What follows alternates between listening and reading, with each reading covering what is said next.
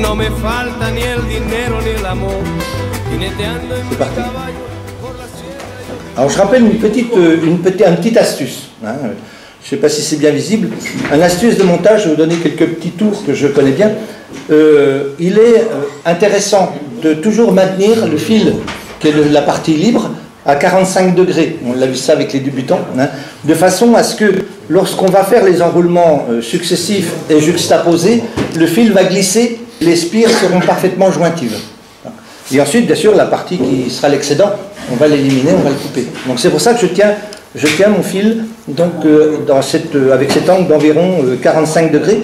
Ça évite de faire des chevauchements ou de laisser des trous, et ça permet d'avoir un enroulement qui est donc assez propre. Donc là, vous voyez, j'enroule sur environ 1 cm, hein, de façon à laisser donc une partie libre vers l'arrière. Je vais couper l'excédent qui est ici. Hein. Et ensuite, je vais préparer, on la voit là, ici, la plume hein, de Pardo. Hein. Mais on n'est pas obligé de prendre du Pardo, hein, mais j'ai préparé des plumes de Pardo et on va prélever une portion des fibres de la plume pour réaliser les cercles. Hein. On prend moi je prends 5-6 fibres. Ce que je fais souvent, j'enlève bien sûr la fibre qui n'est pas très belle, donc je nettoie un peu pour regarder ce qui est propre. Je les roule comme ça, enfin je les prends dans mes doigts pour bien les aligner et les serrer. Ensuite, je les pose ici comme ça, légèrement vers le bas, hein, et je vais, donc, quand on démontre, c'est toujours, on n'y arrive pas, voilà, ça y est, et je vais ensuite remonter progressivement, hein, ici, et je vais donc cercler pour fixer mes cercles. Ensuite, bon, je ne serre pas trop fort exprès, on peut ajuster ici et régler, soit dans un sens, soit dans l'autre, hein, régler la longueur des cercles. Je rappelle que la longueur des cercles est normalement, pour une mouche qui est proportionnée, égale à la longueur totale de l'hameçon, depuis l'œillet jusqu'à la courbure. D'accord. Voilà. Ce qui est à peu près ce que j'ai laissé là. Hein, vous voyez à peu près la longueur. C'est à peu près équivalent à la longueur de l'hameçon. Voilà. D'accord. Hein. Pour une mouche sèche, si on fait des noyés, si on fait des nymphes, on va raccourcir dans ce cas-là la longueur de cercle. Donc là, je vais revenir légèrement à l'arrière pour assurer le tout. Et maintenant, je vais prélever donc, le herle sur ma plume. Donc, on peut aussi servir d'une aiguille pour dégager une des fibres, hein, ou directement avec les ciseaux. Moi, je prends une aiguille. Là, il y a deux techniques. La mienne et celle de Michel. Michel, il coupe, moi, j'arrache. C'est ça, Michel. Donc, je vais arracher. Hein, voilà. Donc, ici, j'ai prélevé mon herle, que vous voyez ici. Je vais couper légèrement en biais, hein, donc, ici, son extrémité. Hein, pour faire une pointe, vous allez voir. Vous voyez, j'ai fait une petite pointe. Vous voyez, hein. Et alors, ce qui est très important, dans le herle, il y a deux façons de le poser, mais pour ce qui est de la technique qu'on va utiliser là, pour le rendu, il faut que la bordure, qui est la bordure foncée, vous la voyez sur... là, je ne vois pas trop parce que... Voilà, c'est tout petit, hein, je ne vois pas. Il faut que la bordure foncée, c'est ce que j'ai expliqué dans la fiche technique, qu'elle soit toujours vers le haut. D'accord? Et il faut positionner à la fixation le herle devant soi. D'accord? Et faire en sorte qu'il évite d'éviter qu'il tourne. Et quand on va l'enrouler, il va s'enrouler correctement et vous allez voir apparaître l'annelage, le cerclage qui va être naturellement obtenu sur la base de l'enroulement. Voilà. Donc je vais fixer ici. Voilà. Donc, mon herle est fixé. Donc maintenant je vais avancer jusque environ, j'ai dit 2 à 3 mm, 3 mm à peu près de l'œilleton, et je vais couper l'excédent des fibres qui ont été utilisées pour faire le cercle. Donc, je coupe ici. Maintenant, donc, pour que la mouche soit solide, le problème des herles, si ce n'est pas solide, il risque de se déchirer ou de s'abîmer avec les truites. Hein. Et donc, ce que je fais, je mets toujours une légère couche de colle hein, sur, donc, je prends de la cyano, hein, tout simple, mais il n'en faut pas beaucoup. Hein. Donc, une légère couche.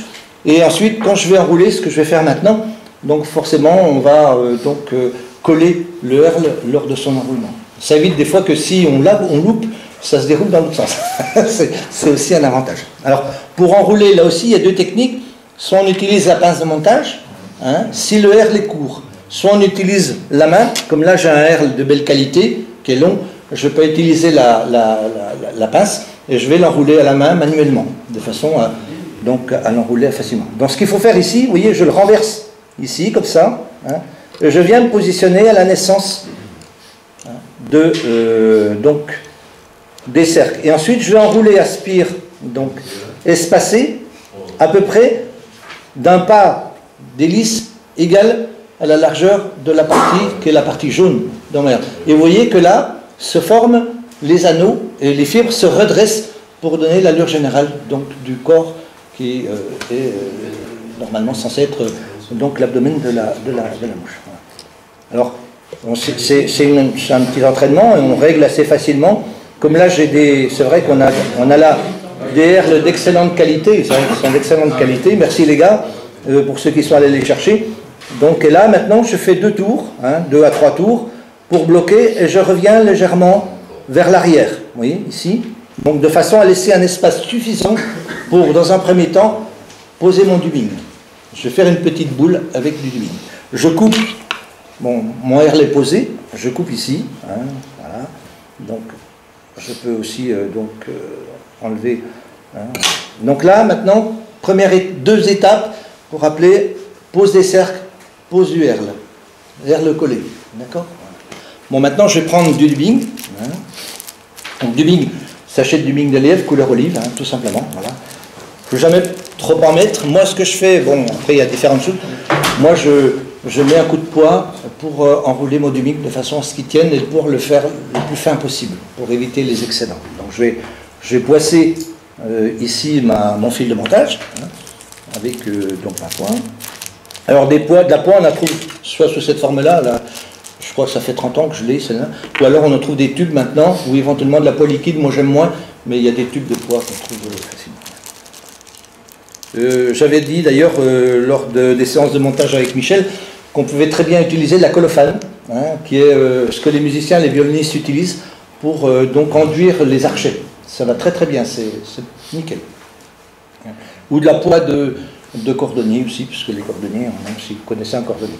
Donc là, ce que je vais faire, du fait que j'ai poissé, je vais pouvoir poser mes fibres donc, de dubbing, et je vais donc réaliser un enroulement le plus fin possible. Vous voyez, ça s'enroule assez bien, c'est facilité justement avec l'usage de la poix.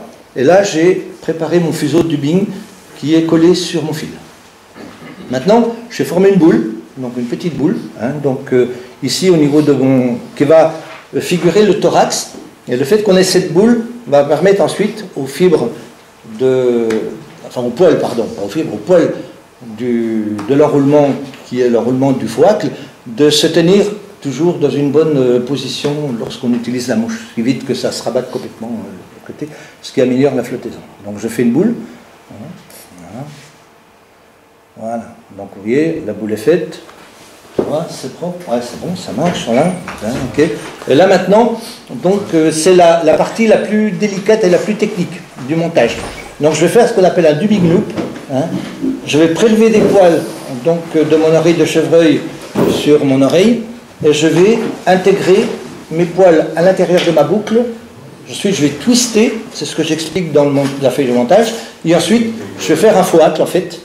Et je vais enrouler ce foie-hacle sur l'arme de mon hameçon. Donc ici, il y a plusieurs façons de faire son dubbing loop. Il faut un twister. Donc moi j'utilise le twister à petit Jean parce qu'il est léger, il va bien. On peut utiliser aussi ce type de twister que certains connaissent. C'est exactement pareil, il est un peu plus lourd, mais j'ai constaté qu'à l'usage, le twister de petit Jean était assez sympa à utiliser. Donc quand on avait un peu d'habitude. Voilà. En plus, bon, celui-là, il a un ressort, donc, ce qui permet, vous verrez, de serrer, de pincer. Et il est pas cher. Comment? Et il n'est pas cher du tout. Si, il est cher. Enfin non, il vaut quoi, 17 €? Mais Petit Jean, c'est toujours plus cher. Bon alors là. Si on parlait de Petit Jean pour chaque jeu. Ouais. Donc là, pour former ma boucle, c'est important. Je mets mon doigt, mon index ici de ma main gauche. Je vais former ma boucle, je vais ramener mon fil ici, donc, sur mon hameçon. Ensuite, je vais passer derrière. Une fois, ah mince, pardon. Il ne faut pas que je parle en même temps parce que... Donc, Voilà, une fois, deux fois. Voilà. Et ensuite, je fais un enroulement. D'accord? Je laisse le fil en attente. Je vais prendre mon twister et je vais insérer, enfin, ou positionner mon twister dans ma boucle. Ici, comme ça. Je vois pas bien clair. J'ai pas beaucoup de lumière, je suis désolé, mais... Ah oui, mais ça va pas trop. Ah oui, ça va. Non, vidéo. Allume la vidéo. Ah. Non, tu vas mettre place. Là, ça va mieux comme ça, ça va.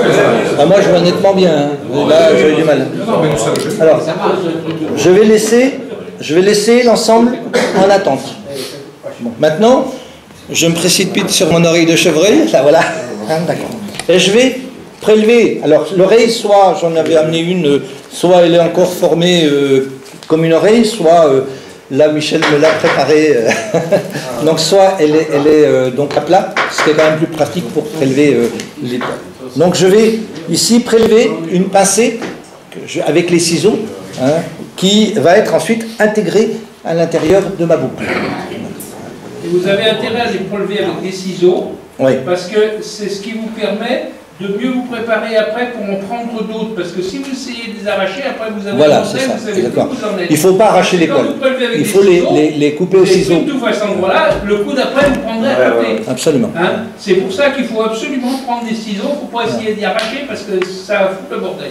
Il faut en prendre à peu près une largeur, si je puis dire, hein, d'environ 1 cm à peu près pour ce type de mouche, quitte à éliminer, et je vais le faire, vous allez voir, à nettoyer, à éliminer, pour en garder que 6 à 7 cm, parce que sur les côtés, on n'a pas toujours donc un prélèvement qui est propre. Donc voilà, j'ai prélevé, alors je viens devant, hein, vous voyez, donc j'en ai prélevé un paquet, je vais en ôter ici, je nettoie, hein, et ensuite je vais avec ma main donc enlever la partie dufteuse. C'est un peu trop, voilà. Pardon, voilà. Je vais enlever la partie dufteuse qui est située à la base des poils, hein, de façon à ne garder que la partie, je dirais, noble, si on peut dire ça comme ça. Les seins variés. Voilà. Là, ça va? Voilà. Ça va mieux. Donc là, j'élimine, vous voyez, il y a des grands poils qui sont des poils noirs que j'élimine. Hein. Voilà, c'est bien. Ici, voilà. Donc j'élimine. Hein, hein. Donc il ne faut pas trop en mettre. Hein. C'est pas la quantité qui prime. C'est surtout. Ben, je vais en enlever là, oui. Tu vas voir. Il faut avoir un enroulement relativement aéré. Et ensuite. Du poids sur le fil, non? Tu ne mets pas du poids sur le fil. Pardon. Non, pas sur celui-là. Parce que c'est le... On peut poisser, mais bon, moi, là on peut poisser, c'est bien. Hein. Ouais. Bon, là, je vais poisser comme ça. Hein. Non, mais l'avantage qu'il y a de ne pas poisser, c'est qu'après tu peux. Je peux mieux glisser. Voilà. Je peux les déplacer facilement. Ce qui est intéressant, c'est de les remonter au plus près de l'hameçon. Poisser, après, tu as des poils qui sont quand même assez englués. Hein. Voilà. Ici, bon, on va serrer, je vais tendre hein, ma boucle pour emprisonner. L'avantage du petit Jean, c'est qu'il y a un ressort, donc je monte mon ressort, et ensuite je vais régler la longueur. La longueur de la fibre, elle est sensiblement égale à la longueur de l'hameçon jusqu'à sa courbure, vous voyez, pour avoir une hauteur de foacle qui soit donc proportionnée par rapport à la mouche. Ensuite, je vais couper. Alors, on peut couper ou ne pas couper, mais moi je vais couper avec les ciseaux ici au plus près, donc les poils. Donc vous voyez, j'ai formé un espèce de petit balai. Bon, je peux éventuellement retoucher, enlever. C'est l'intérêt de ne pas avoir poissé, rendre régulier l'enroulement. Et là maintenant, je vais twister. Donc je tourne, hein, donc de façon à former un hérisson. Hein, donc ici. Voilà. Donc vous voyez, le hérisson se forme, hein, donc sans problème. Voilà, ici. C'est un bal ou une fenêtre? Je sais pas. Voilà. Après, bon, je vais regarder s'il y a des fibres qui sont un peu plus longues les unes que les autres, donc ça permet à la fois d'aérer et d'éliminer des fibres qui sont donc pas trop en harmonie avec les restants. Hein, voilà. Moi, après il y a deux techniques, soit on enroule avec le twister, soit, moi j'aime pas trop, je prends ma pince à haque et je pose ma pince à haque ici. Vous voyez? D'accord? Et je coupe pour enlever mon twister. je coupe derrière, coupez pas devant. Après, c'est tout. C'est plus rigolo. Donc voilà, donc là maintenant, j'ai un foacle, hein, sous forme d'un hérisson, hein, voilà, et je vais ici, avec ma main gauche, rabattre mes fibres toutes du même côté, d'accord, vers l'arrière. Voilà. Donc c'est ce que je vais faire. Voilà. On passe un peu, on serre. Hein. Donc voilà. Donc vous voyez, ici, c'est différent, j'ai tout ramassé vers l'arrière.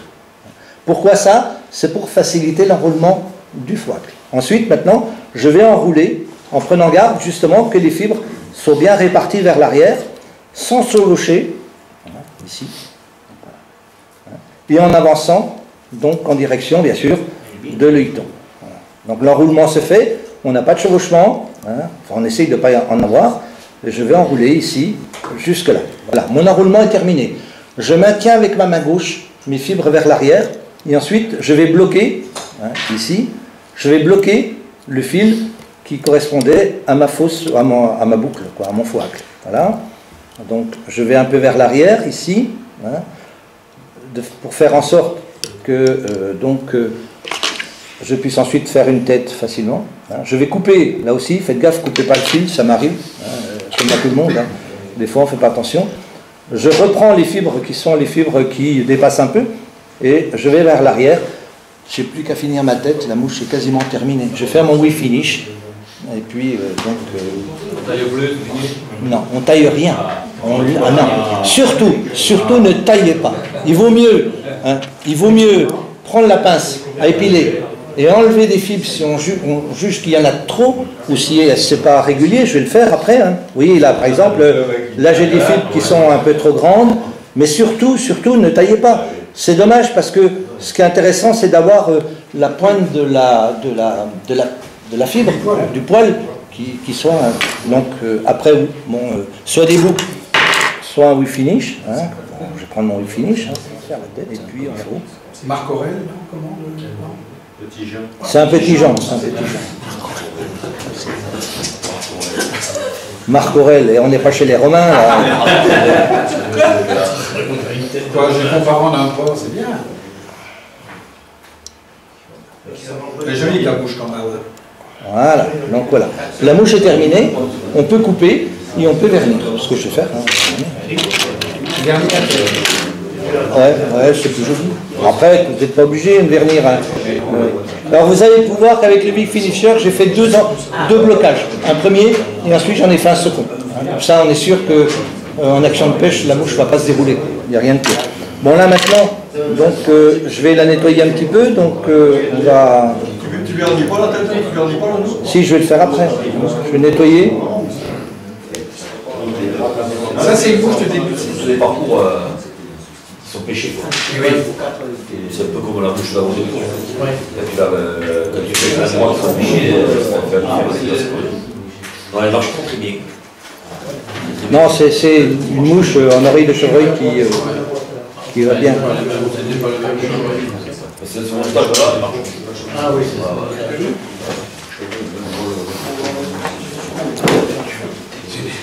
Alors je prends du vernis UV, hein, donc je laisse mon aiguille dans l'œilleton pour éviter que ça fasse un bouchage et qu'après on puisse plus enfiler. Donc, je vérifie que c'est bien dégagé. Et,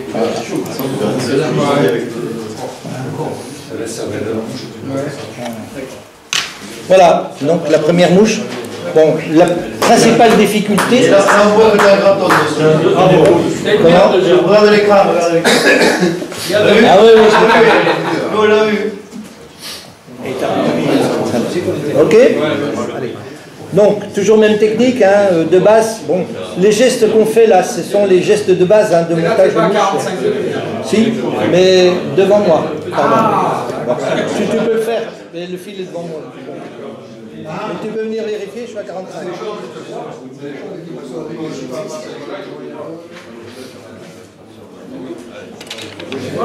Je donne un petit coup vers l'arrière. Je donne un petit coup vers l'arrière pour bien serrer mes spires. Et tu t'arrêtes. Donc je vais poser mes cercles. Hein, toujours pareil. Là, ils seront bien sûr de longueur un peu plus importante que la précédente, puisque la longueur de l'hameçon est elle aussi plus importante. Hein. Donc, alors ce qu'on peut faire pour évaluer, ce que je n'ai pas montré tout à l'heure, pour évaluer la longueur des cercles, et ça je crois qu'on l'a montré avec les débutants, on peut se positionner au-dessus de l'hameçon et voir à quelle longueur ici on va se positionner.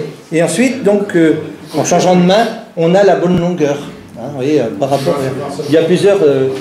si vous regardez les techniques de montage de David McPhail, lui, il le fait, on le voit dans ses techniques de montage, les vidéos de McPhail, je vous conseille d'y aller d'ailleurs, on voit, il fait ça systématiquement. Donc là, je change de plume, je prends, voilà, je prends pour la brune du vautour naturel. On peut éventuellement utiliser, j'avais du substitut, je ne sais pas où il est par là, j'avais du substitut teint en marron, ben, il est là, ouais, qu'on peut utiliser aussi. Moi, je ne vois pas la différence, c'est ça. Voilà. Donc là, pareil, je prélève mon herle. C'est des belles plumes, les herles sont longs, donc c'est vrai que c'est agréable à utiliser comme matériau, quoi. J'épointe, et là je vais, comme tout à l'heure, fixer mon herle sur la hampe de mon hameçon. Voilà. Donc on n'est pas obligé de serrer les enroulements, là, hein, ça n'a pas d'importance. Veillez pour avoir quelque chose de propre, parce que les fibres des cercles, si vous les laissez, moi je les laisse jusqu'au bout, ça tient bien, soit toujours sur le haut, comme quand vous enroulez un hacle, il faut toujours positionner, rappelez-vous, le hacle sur la partie haute de la hampe, de façon à ce que l'enroulement du hacle puisse se faire avec le maximum de fibres sur la partie haute de la mouche. N'est-ce pas, Michel? Il me regarde. J'ai bien appris. Des fibres se fait normal de la... Voilà, c'est ça, exactement. Voilà. Ouais, j'ai bien suivi. C'est exactement ça. J'ai été assidu. Hein, une petite couche de cyanolite, enfin, ou de loctite, comme vous voulez. Là, je vais enrouler.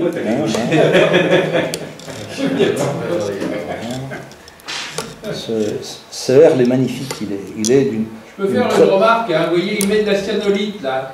Parce qu'il monte quand même relativement vite, mais si vous n'avez pas cette dextérité, oui, vous voulez quand même que ça soit collé, prenez plutôt du vernis à ongles. Du vernis à ongles, ouais, c'est vrai, hein, tu as raison. Il sèche moins vite, ça vous laisse le temps de faire votre montage, voilà, parce que lui, moi j'enroule quoi. Il enroule vite et tout ça, mais vous, quand vous êtes devant vous, vous hésitez, vous n'avez pas toujours le coup de main, il vaut mieux mettre à ce moment-là du vernis à ongles, parce qu'il sèche moins vite et ça viendra coller. Si vous lâchez votre herbe, eh bien, il ne déroulera pas, il viendra, vous aurez le temps de vous reprendre. Voilà.